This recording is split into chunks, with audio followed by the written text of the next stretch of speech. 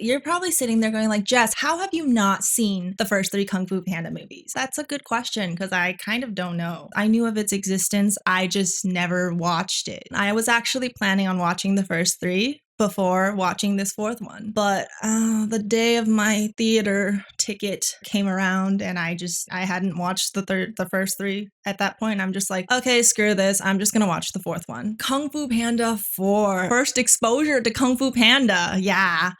Kung Fu Panda 4. I've seen the character. I've even seen probably like some short clips of previous movies. I just have never watched any of the films from start to finish. So I don't know all the details, but I know about the panda because you see the panda everywhere. Like if you go to Universal Studios, you'll see the panda everywhere and he's a cute panda. I feel like Po wasn't exactly the central focus of this movie. He is the main character and everything, but I'm just like, if this is my first introduction to Kung Fu Panda, I'd like to see more of the panda. Maybe that was established more in the first 3 movies. A lot of the questions I had while watching this movie, I justified it as they probably explained it in like the first 3 movies. I think that really affected my opinion of this movie because I can't really judge it for not explaining this because they might have explained it earlier and I just didn't see it. From the very beginning, I didn't know what the Dragon Warrior was. I had a feeling it was something like significant because Po, he's the Dragon Warrior and he doesn't want to be the spiritual leader, which is like apparently the next step up. In this Valley of Peace, there's like this hierarchy. This was my understanding. There's like this hierarchy and then you have the Dragon Warrior, which is kind of at the top, but the one above him is spiritual leader. So spiritual leader sounds like someone who's like really old and experienced. And I'm just like, Po doesn't seem like he's that old. Like he sounds like he's a youngling. I don't know. Some people are old, but they sound young.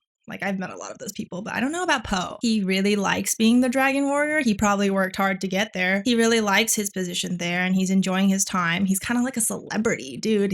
This movie starts out with him like defeating this octopus or something and there's a crowd cheering for him and I'm like, he's enjoying his time in the limelight. But now his Master Shifu, which I don't actually know where this master fits in on this hierarchy because he's not the Dragon Warrior and he's not the spiritual leader either. So I'm just like, what is he then? Or is there like more positions that I don't know about? But anyway, he's telling Po, he's like, oh, now that the previous spiritual leader, I guess it's Master Oogway. So something happened to him. He's not around anymore, which is, I guess, kind of sad. Now Po has to take his place because apparently he chose Po. And I guess Po was not exactly everyone's expected candidate. I guess Master Shifu was expecting to be chosen, but Oogway decided to pick Po. So I'm like, oh, okay, so Po now has that responsibility, but he doesn't want to be the spiritual leader. I don't know why he doesn't want to be the spiritual leader other than he doesn't seem like he's ready for it and he doesn't seem like he wants it. But I guess that's also a lesson in life. Sometimes you have to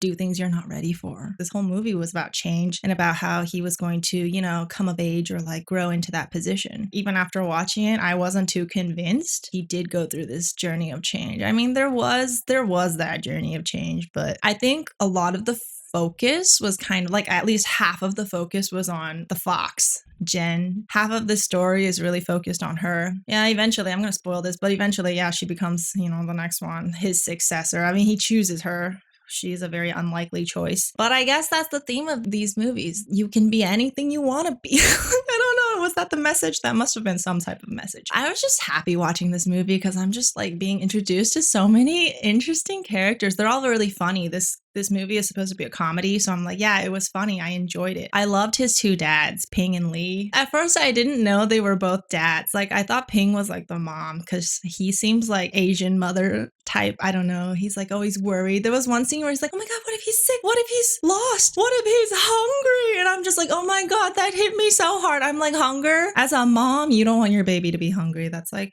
number 1 Asian mom rule. So I'm just wondering like, whoa, I kind of want to know what happened to him. Like, why was he abandoned by his parents, I guess? And then why did he have to be adopted by a goose? I think there were a lot of jokes in this movie. Some of them worked and some of them were just kind of like funny because they were bad jokes. And I don't know if that was intended. This Dragon Warrior thing, it seems like a big deal, but a lot of this movie doesn't take place in the Valley of Peace, which is like where everyone knows about the Dragon Warrior. Like when they leave the Valley of Peace, every time Poe's like, oh, I'm the Dragon Warrior. Like nobody knows what that is. So I'm just like, okay, so I guess it's like a regional thing. I don't know, because when I watched him fight, he doesn't seem like he's that threatening. Like he's that strong. I don't know if maybe Poe's advantage or maybe his selling point is not that he's that good of a fighter. Maybe his selling point is more that he's resourceful. I don't know. He can like get out of situations. He's friendly. Uh, I actually don't know. I'm like interested to find out like what's special about Poe other than, he seems like a very unlikely person to be a kung fu master. That's why he's a panda. Oh my god, he's so cute though. And I love that he's just eating all the time. When I was watching this movie, I got really hungry because he kept eating dumplings and steamed buns, all this food everywhere. I'm just like, oh my god, I want all of that food. Poe is relatable in that when he gets stressed, he just eats, and I'm like, that's me. That is me. I was expecting to see more noodles, but okay. It's fine. The fox. She's like a new character. She kind of brings up this new threat, the chameleon.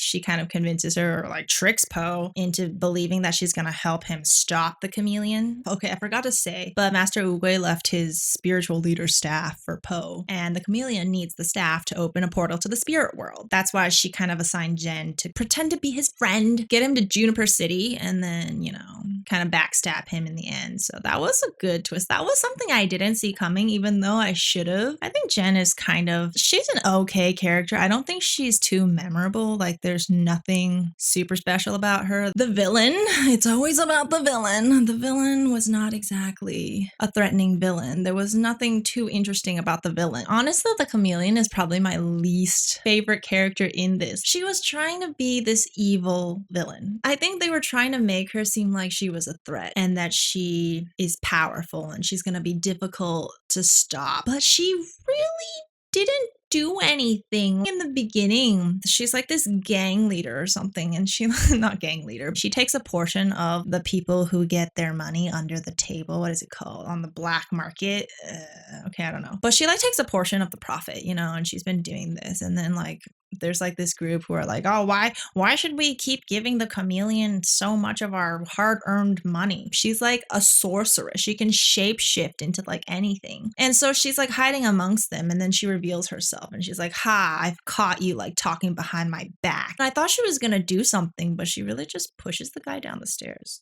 At first, I was like, okay, so her goal is to just get really rich and take over like all the cities, take over the world. But then eventually she reveals to Poe that, when I was younger, I wanted to learn Kung Fu, but then every master told me that I was too small, that I couldn't do it. And so I turned to magic and sorcery, and I learned to be one of the greatest sorcerers in the world. And now, to get back at all the people who told me I couldn't do Kung Fu, I'm gonna go and open a portal to the spirit world and steal all of the Kung Fu skills of all the evil villains that you've defeated in the past. So if she wanted to do that, why does she need all the money? I'm just like, what is she actually trying to do? Does she want to be rich or does she want to be good at Kung Fu? I guess they're not really conflicting goals. Steals the staff, opens the portals, all of Poe's past nemesis, actually don't know. The movie did not tell me either. They come back and I get to see like the villains from the past movies that I'm not familiar with. I'm like, I don't know any of these villains. Tai Long, I didn't expect him to be like a nice British man, but I'm like, oh, nice British man.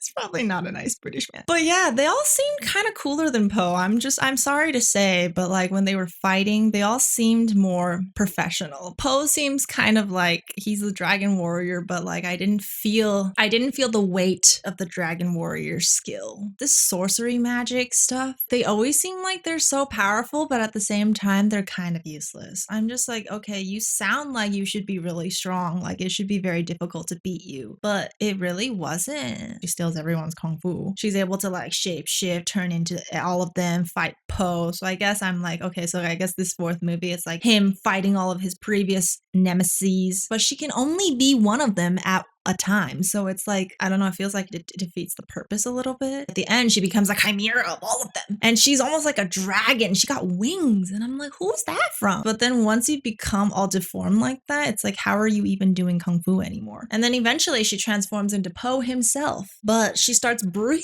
fire. And I'm like, oh, is she a dragon now? Like, what is this? Is this a Kung Fu skill? Like, you can just breathe fire? You're a firebender? I don't even remember what happens. But eventually she's like, okay, y'all can have the staff back because I don't need it. I've already gotten what I wanted. So she gives them the staff back. They just use the staff to like beat her. So if she didn't give them the staff back, she would have just won. And all that money, I don't know where all that money went. I don't even know why she needed all that money. She never even really got back at any of the people that told her she couldn't do kung fu. After going on this journey and then defeating the chameleon, he's accepted being the spiritual leader.